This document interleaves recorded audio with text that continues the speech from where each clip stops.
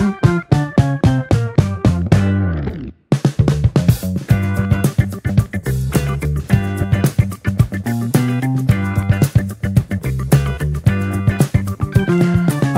dan salam sejahtera, bertemu kembali di dalam podcast Sekali Ketuk di mana kita akan cuba mengupas mengenai apa juga perkembangan semasa maupun politik di Sabah. Saya Khair Fitri bersama Tuan Musli Oli atau lebih dikenali sebagai Pak Mus, yang mana beliau merupakan seorang penganalisis politik di Sabah yang cukup dikenali dan beliau juga telah banyak menerbitkan banyak buku-buku yang berkenaan dengan politik sama ada di Persekutuan maupun di Sabah. Dan hari ini saya bersama Pak Mus di dalam podcast Sekali Ketuk di episod yang ke-15 akan membongkar isu mineral di Sabah, dan kita akan bersama dengan tetamu undangan kita, Dato' Albert Tay. Selamat datang Dato' Albert Tay terima kasih. ke ruangan podcast Sekali Ketuk hari ini. Terima kasih banyak kerana sudi menjemput saya. Baik, sebelum kita bercerita lebih lanjut berkenaan dengan topik kita hari ini, sedikit perkenalan berkenaan dengan tetamu undangan kita, di mana Dato' Albert Tay yang kini sedang berjuang di mahkamah dalam mendedahkan skandal rasuah di Sabah yang melibatkan isu mineral. Namun Datuk, ada yang berpendapat di mana tindakan Datuk Albert adalah sengaja dirancang bagi memburukkan kredibiliti kerajaan negeri Sabah, di mana ketika ini Sabah sedang sibuk untuk mengadakan pilihan raya negeri yang ke-17. Adakah ianya ini sudah dirancang awal untuk Datuk sengaja masuk ke dalam Sabah untuk mengucar-kacirkan kerajaan negeri kita pada hari ini? Okey, yang pertama sekali saya ingin menegaskan, saya bukan ahli politik. Saya tidak pernah masuk apa-apa parti politik di Malaysia. Itu pentinglah. Jadi seterusnya, skandal rasuah ni bukan didedahkan baru-baru ini. Skandal ni didedahkan sejak bulan November tahun lepas. Setahun dah saya memperjuangkan perkara ni, dekat setahun dah.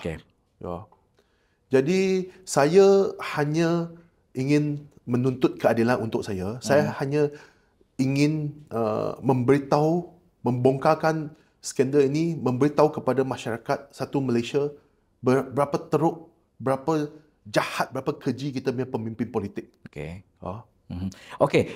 Ramai yang tertanya-tanya ni Datuk sebenarnya. Mengapa Datuk memilih untuk melabur di Sabah? Sedangkan Datuk sendiri maklum, banyak rintangan dari segi birokrasi, politik, malah dasar yang tidak konsisten sering menjadi cabaran kepada pelabur. Tapi kenapa Datuk tetap mahu melabur di Sabah? Saya ditipu masuk ke Sabah. Ini jujur, ikhlas. Saya ditipu oleh ini ahli-ahli politik, ini pemimpin-pemimpin kerajaan negeri. Sebab masa GRS menang 2020, jadi Ketua Menteri Datuk Seri Haji Jino telah menubuhkan sebuah syarikat Sabah Mineral Management untuk membangunkan industri mineral di Sabah. Jadi saya merupakan pemain dalam industri ini, dalam industri mineral. Jadi saya berminat, saya pergilah ke sana, saya melabur. Malangnya saya tidak tahu bahawa ini so-called ini mineral industri adalah satu scam. Jadi adalah satu sindiket penipuan. For me, this is a scam lah. Jadi kalau Datuk, pandangan Datuk sudah mengatakan di mana ini satu scam. Yes. Faktor sebenar yang mendorong Datuk untuk terus juga. Datuk sudah tahu benda ni scam kan? Ya. Tapi kenapa Datuk teruskan juga? Sebab saya terpijak ke dalam sudah. Masa awal-awal saya masuk, saya tidak tahu itu adalah scam. Saya bagi contoh, apabila kita masuk, cantik branding dia. Ini slogan untuk Sabah Mineral Management kan. Dia punya hala tuju. Dia punya blueprint. Macam mana mau bangunkan mineral Sabah ni. Cantik. Jadi saya pun terpercaya. Sebab saya memang dalam industri mineral. Jadi saya pun bagilah ajak-ajak kawan-kawan di luar negara, di dalam Malaysia untuk menubuhkan satu tim, satu kumpulan untuk sama-sama melabur di Sabah. Tapi setelah satu tempoh masa, berlalu, saya nampak benda ni tak betul. Benda ni sudah mula mewujudkan elemen scam. YB ahli politik ni dia mempergunakan ini lesson ini, pengeluaran lesson ni untuk menipu wang. Di mana Datuk mengatakan ianya scam? Di mana yang menyedarkan Datuk bahawa ianya satu scam sebenarnya? Okay, contoh, apabila kamu mohon lesen, dia tidak tengok kekuatan syarikat, dia tidak tengok pengalaman syarikat. Jadi dalam tu lebih dia tengok adalah siapa yang bawa permohonan tu, siapa yang terlibat dalam permohonan tu. Jadi walaupun itu syarikat RM2, syarikat yang dia ada pengalaman pun, orang yang tidak tahu dalam industri ini mineral pun, janji dia ada hubungan baik dengan orang politik ataupun pemimpin Sabah di dalam parti ini, Gabungan Rakyat Sabah. Saya sekarang panggil dia Gabungan Rasuah Sabah. Sebab saya pun belajar daripada dalam social media, Gabungan Rasuah Sabah, GRS. Jadi siapa yang ada hubungan baik dengan ketua menteri, yang saya sebutnya sebagai seorang dalang yang mewujudkan modus operandi ni. Dia issue license ini untuk YB cari wang. Jadi YB ambil ini lesson untuk dicairkan dengan ahli perniagaan seperti kami yang dalam industri ni. Jadi mereka ambil lesson ni untuk mencairkan sebagai wang. Bagi saya ini adalah rasuah. Rasuah. Kalau kamu tidak bagi wang, dia tak akan bagi kamu lesen. Kita terpaksa untuk bayar. Dia datang dengan kamu, mula-mula apabila dia mau pancing kamu, dia mau memperangkap kamu. Oh, dia cakapnya bagus, macam ni, macam tu. Apa dia pun janji cantik lah. Yang perangkap tu cantik lah dari awalnya. Jadi bila kita sudah terpijak masuk, dia mula baham kamu macam harimau. Sini sikit, sana dia mula hakis kamu, dia minta wang, minta ini. Jadi kita sudah terlambat, tak boleh keluar dah. Begitu. Jadi untuk makluman para pendengar semua, sebelum ini kami tidak kenal Albert T. Ya, memang saya tidak kenal. Hari ini pertama kali kami bertemu. Tujuan saya menjejaki, mencari Datuk Albert kerana saya mau isu mineral ini tidak mati begitu sahaja. Saya terus menyiasat, saya terus menyelongkar isu ini kerana saya bimbang pada masa pilihan raya nanti orang lupa satu isu yang begitu besar membabitkan kredibiliti sebuah kerajaan, kita lupa begitu sahaja. Jadi sebab itu saya datang ke Kuala Lumpur selepas menjejaki Datuk Albert dan kita mau dia bercakap apa sebenarnya yang berlaku.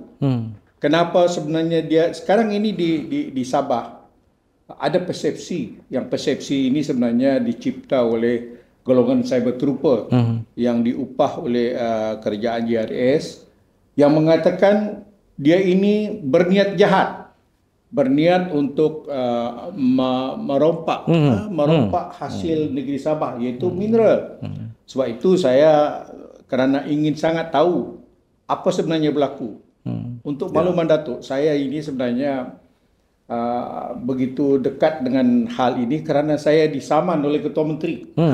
Saya disaman oleh Ketua Menteri, civil suit, dan juga saya ditangkap, disiasat oleh polis di bawah akta NCMC kerana berkongsi satu maklumat yang selepas Datuk adakan podcast dengan Datuk Zaid Ibrahim, di mana Datuk mengatakan saya diberi kelulusan 2 kali oleh Ketua Menteri.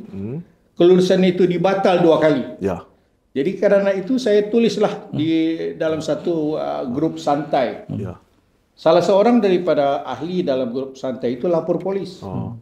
Dan saya diinterogate lebih 10 jam, handphone saya kena ambil. Sekarang pun saya tak ada handphone.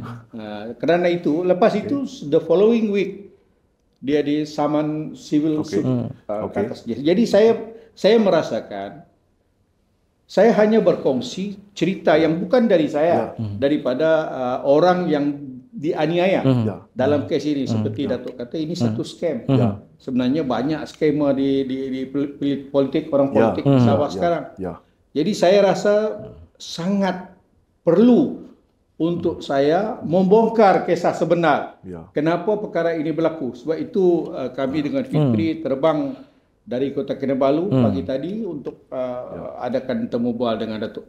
Tuan, saya agak pelik lah. Kenapa dia bagi saman tuan, dia tak saman saya. Sampai hari ini dia ada seorang YB datang saman saya. Saya disaman ya. Ya, kenapa dia orang bagi saman orang yang di sebelah-sebelah? Ini target dia di sini. Di sini Albert T. Tapi tak ada orang datang saman saya. Tuan tahu kenapa? Sebab saya mempunyai fakta, ada bukti. Jujur, saya punya rakaman video pun saya telah hantar ke forensik luar negara di US. Ini ada daripada ini NGO, Protection for the Whistleblower. Okay. Mereka bantu saya secara percuma. Mereka pun memperhatikan kes ini. Okey, kenapa sampai Datuk Albert menghantar video-video tu sampai ke US? Bagaimana saya mau yakin dengan MNCC SPRM di Malaysia? Bayangkan sampai hari ini SPRM tidak mendedahkan laporan forensik mereka, keputusan forensik mereka. Jadi apa saya boleh buat? Saya pergilah minta tolong melalui online, kan hantar email kepada ini NGO yang protect whistleblower. Saya hantar kepada US yang direcognize oleh FBI. FBI yang pakai punya lab. Lepas tu saya hantar juga bagi UK. Sebab saya tidak mau nanti menimbulkan spekulasi bahawa ini US saja. US saja mungkin saya kautim dengan mereka ke apa. Sebab tu saya hantar lagi bagi UK. Percuma mereka membantu saya. Sebab peristiwa dalam skandal Sabah ini telah naik sampai ke Google, dimaparkan dalam chat GPT. Jadi kadang-kadang ni saya tengok, mohon maaf lah tuan, orang politik di Sabah ni mereka tua sikit lah bagi saya. Mohon maaf tua sikit. Mereka tidak tahu sekarang punya teknologi. Kecanggihan kita punya teknologi semua. Social media semua. Jadi saya cabar mereka, saman saya. Berapa kali saya cabar mereka? Saya kena saman. Dia bagi sabar orang yang sebelah-sebelah yang tak kaitan langsung. Dan berapa kali saya cabar kamu report polis? Dia kata ini apa? Dana politik. Daripada rasuah, dia cuba bagi muterpelik jadi dana politik sumbangan.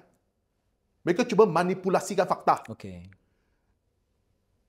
Mereka telah menyampaikan satu isyarat racun kepada generasi muda tahu. Lain kali kalau saya bekerja sebagai penjajah awam, ya, saya terkantoi dengan rasuah.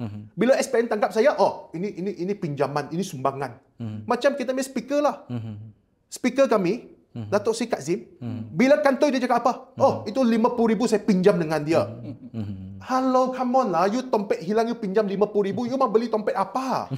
Apa tompet nilai sampai 50,000? Dan apa tompet, bentuk tompet, reka bentuk dia boleh masuk 50,000 tunai ke dalam. Saya rasa Datuk ni seorang yang sangat berani, keberanian yang luar biasa. Sebab Datuk melawan satu sistem, the whole system, the old government system.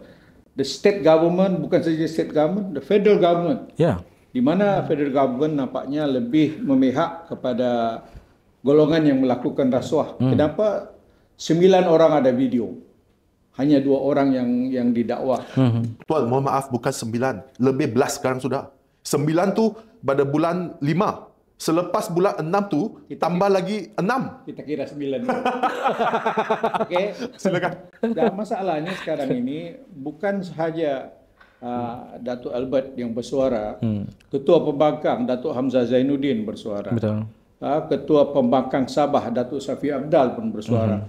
Begitu juga Ketua UMNO di Sabah iaitu Datuk Bong, dan baru ini Ronald Kiandi juga mendesak. Tapi saya tengok kerajaan madani kurang mendengar. Kurang mendengar isu yang berkaitan dengan integriti, isu yang berkaitan dengan rasuah.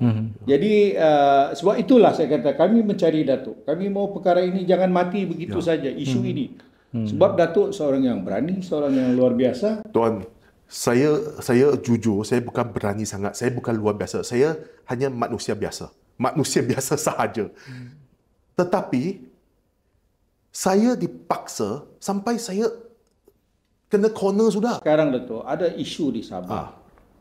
Kononnya Datuk Albert T ini adalah alat parti-parti tertentu. Dia kata Datuk ada gambar dengan Datuk Bong, Datuk ada gambar dengan pemimpin warisan. Ada mungkin juga orang kata Tun Mahathir di belakang Datuk Albert T. Jadi kita kena ni sebab sekarang ini permainan politik ni persepsi. Apa yang orang percaya bukan apa yang benar. Kalau orang percaya Datuk Albert ini adalah orang UMNO. Jadi memang betul saya nampak pernah Datuk bergambar dengan orang UMNO. Jadi saya minta kalau tidak ada orang di belakang Datuk, Ya. kenapa Datuk tidak give up? Why keep on fighting? Dengan itu macam satu peperangan yang you one man show, you one man army against the whole system. Betul. Tuan, saya nampak dekat social media banyak fitnah berkata saya ni diupah oleh mana-mana parti.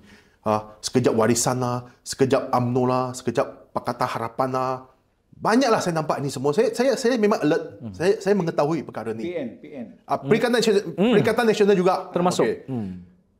Saya ni manusia biasa. Ingat saya ni apa? James Bond lah. Mission Impossible. Tuan, saya boleh pada masa sama saya buat satu muslihat konspirasi sebesar itu? Halo, janganlah bagi memperbodohkan rakyat. Ini mereka terlalu banyak tengok TikTok ke, terlalu banyak tengok wayang. Jadi memang tidak ada, Datuk? Tidak ada sesiapa orang politik di belakang saya. Saya memperjuangkan perkara ni sebab saya menuntut keadilan. Mereka yang ambil rasuah, mereka yang makan rasuah, mereka harus bertanggungjawab. Kenapa saya pula dipertanggungjawabkan seorang? Maksudnya Datuk masuk ke Sabah sebagai ahli perniagaan kan? Saya sebagai ahli perniagaan, saya tiada terlibat dengan mana-mana parti politik. Dan selain itu saya mau tambah sikit. Saya nampak mereka cakap, ini satu perangkap. Saya perangkap ini YB. Saya nampak dalam social media. Saya ingin memberitahu tuan, kalau saya mau perangkap orang, bukan masa selepas penyerahan wang. Kalau saya memperangkapkan orang, semasa saya bagi wang saya sudah perangkap. Sudah gambar. Semasa saya bagi wang, saya percaya dia. Saya anggap dia kawan. Jadi belakang dia memperdayakan saya. Dia menipu saya. Jadi Datuk jadi mangsa lah. Saya jadi mangsa. Jadi video tu ada merupakan orang bilang talian hayat lah. Talian hayat Datuk lah ya. Ya. Jadi memang apabila saya rakam itu, saya pakai spy cam. Pen itu beli di Shopee dengan RM80. Okey. Memang itu perangkap. Masa tu perangkap. Tuan, saya mau tanya tuan sekarang. Polis tangkap penagih dadah, penjual dadah. Macam mana dia tangkap dia? Dia akan menyamar. Saya ni mau beli dadah. Hantar 2 kilo datang sini. Mana tempat? Saya mau bayar cash. Bila dia hantar datang, polis tangkap dia. Betul tak? Macam mana SPM tangkap pegawai makan rasuah. Dia akan panggil yang pemberi rasuah tu, wang yang dia sediakan tu dia taruh marking, dia mark semua. Bila orang tu datang ambil wang, pemberi tu serah, penerima rasuah tu ambil, terus dia tangkap. Jadi kalau rakyat, masyarakat menilaikan tindakan saya adalah salah, saya perangkap mereka, bermaksud ini semua kerja polis, semua SPM salah lah. Yang jatuh hukum di mahkamah tu termasuk hakim pun buat salah kan? Tapi Datuk tidak perangkap. Datuk hanya melakukan selepas wang betul. diambil. Benda tu sebab pertukaran wang sudah pertukaran tangan. Jika tidak pertukaran tangan, bagaimana saya mau perangkap pun, macam mana saya mau cakap dengan kamu pun, kamu takkan mengaku. Sebab kamu tak pernah ambil wang. Di dalam video tu pun Datuk cuba untuk mereka akun ya? Mengesah. Saya cuba mengesahkan mereka ambil wang, terima wang tersebut. Niat saya. Jadi, jika kamu tak ambil, kamu tak makan itu rasuah, takkan kamu mengaku? Impossible. Tidak mungkin. Mustahil kamu akan mengaku. Sebab dalam video tu semua mengaku. Betul. Termasuk pegawainya, saya terima jumlah tertentu. Betul. Jadi niat saya itu, saya mau tunjuk kepada semua orang, bukan saya yang tipu. Sebab saya ada partner-partner semua. Saya punya tanggungjawab, tugas saya adalah berurusan dengan orang politik. Partner saya berurusan dengan seperti operasi, seperti trading. Jadi ini tanggungjawab tugas saya. Saya telah menggagalkan tugas saya. Saya berasa sangat malu. Sebab tu saya mau record untuk tunjuk kepada partner semua, kepada semua orang, bukan saya ni penipu, bukan saya makan wang kamu. Faham. Ya. Takut hilang kepercayaan. Betul. Satu hilang kepercayaan, satu nama saya rosak. Betul. Saya masih muda, saya tak mau nama saya rosak. Betul. Kan? Jadi kalau saya sekali lagi saya menekankan, kalau dia tak ambil itu wang, dia takkan mengaku. Sebab sekarang isu yang paling penting sekarang, wang sudah bertukar tangan. Itu isunya. Saya tidak puas hati kenapa belas-belas orang yang terlibat kegiatan rasuah, tapi 2 orang dituduh. Hanya 2 ikan belis, kambing hitam saja dituduh. Mana yang lain? Niat saya hanya satu saja. Saya memperjuangkan supaya adil, semua dituduh, termasuk saya. Saya bersedia. Saya sudah dari awal lagi saya sudah cakap, tangkap saya. Saya bersedia. Tuduh saya. Okey, pertama. Yang kedua, bagaimana mereka pilih itu dua? Kenapa mereka itu dua? Mana yang pemimpin kanan semua? Mereka buat apa? Cabutan petua. Cabutan petua, oh nama Andy naik, dia kena tuduh. Nama Yusuf Yaakob naik, dia kena tuduh. Jadi bagaimana dengan Masidi? Bagaimana dengan Arifin? Arif. Masih Ubana. Arif ni menantu kepada TYT Sabah. Ya? Masyong Bana, Rubin Balang, ini semua naik presiden parti PGRS. Jadi, bagaimana dengan Jeffrey Ketingan? Bagaimana dengan Johakim Gunsalam? Jangan bagi itu bullshit punya alasan cakap itu drama politik. Kalau drama politik, sumbangan politik, mana resit? Mana surat? Sumbangan politik pergi kepada parti politik. Ya, pergi kepada akaun parti. Mana jejak bank, kenyataan bank statement? Tunjuk saya. Saya mencabar sudah, saya ingat lebih dari 10 kali. Report polis. Mana? Jadi mereka sentiasa main itu naratif bodoh. Bayar itu cyber dropper. Cuba kita lihat tahun lepas, bajet Sabah. 8 juta ke 10 juta untuk cyber dropper. 8.9. 8.9 juta. Come on lah, ambil wang itu, buatlah sesuatu yang lebih bermanfaat kepada rakyat. Ambil 8.9 juta buat apa? Hantam Albert Tay. Hari-hari hantam Albert Tay, ini katil lah, ini apalah semua. Bayangkan, jika saya buat salah, Tuan, hari ini kalau saya buat salah, berani saya menuntut ini sampai 10, sekitar bukan 10 bulan. Setahun dah saya menuntut. Saya tanya satu soalan, Datuk. Apa sebenarnya sebab lesen yang sudah diluluskan kepada Datuk itu dibatalkan? Adakah pertama saya dengar masa podcast dengan Zaid itu, alasan Datuk Haji G terlampau banyak. Terlampau banyak lesen itu, terlampau banyak. Kemudian Datuk kurangkan. Yang saya dapat maklumat, ada 26 lesen PL yang pada prinsipnya diberi kelulusan awal oleh SMM. Tapi kenapa yang kelulusan yang Datuk punya pula dibatalkan? Okey. Mungkin Haji G dia cakap dia tak pernah jumpa saya. Saya tahu di luar tu. Okey, itu mengarut itu. Saya beritahu you. Bukan satu kali, banyak kali. Okey.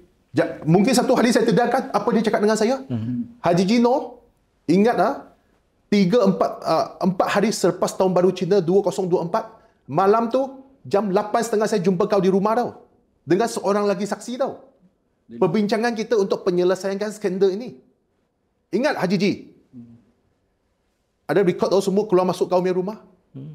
Hari tu kamu bagi tahu semua kamu punya pegawai keselamatan semua tak boleh ada sesiapa di sana. Jadi di dalam rumah tu kamu hanya kamu, saya dengan seorang lagi saksi. Okey? Kamu tahu ini semua berlaku. Jangan cuba kamu mau memanipulasikan fakta tu. Okey, satu. Yang kedua. Okey? Semasa kemelut politik, dia pakai ini lesson untuk beli YB. Sebab lesson ni mereka cuba meningkatkan nilai dia sampai juta-juta ringgit. Mereka cuba ambil lesson ni sebagai satu bahan scam kan, bagi tahu lesson ni untuk boleh dapat mineral, boleh buat wang semua. Okey, jadi YB tu datang kepada saya, 1, 2 datang kepada saya. Saya cuba menolak. Saya cakap, saya tak boleh, saya mau satu license saja. Dia kata, dia cuba provoke saya. Dia cuba ugut saya. Kau ni hanya nampak itu AYB, kau tak nampak aku. Tak bolehlah begitu. Kau ni mau cari makan dekat Sabah, kau kena juga respect aku, kena juga kerjasama dengan aku. Lepas tu okeylah, satu saya tolonglah sebab saya ada kawan banyak di luar negara.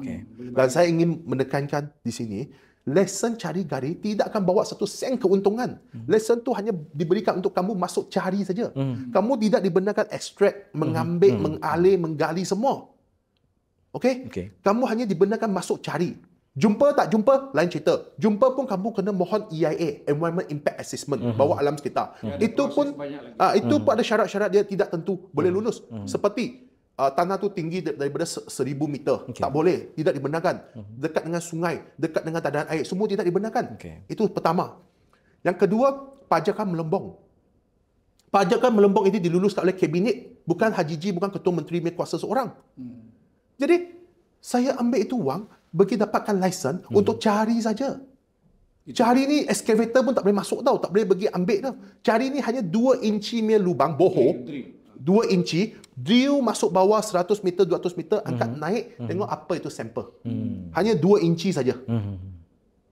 Itu pipe untuk masuk dalam. Risiko sangat tinggi. Ini is a gambling business. Betul. Ini satu bisnes judi.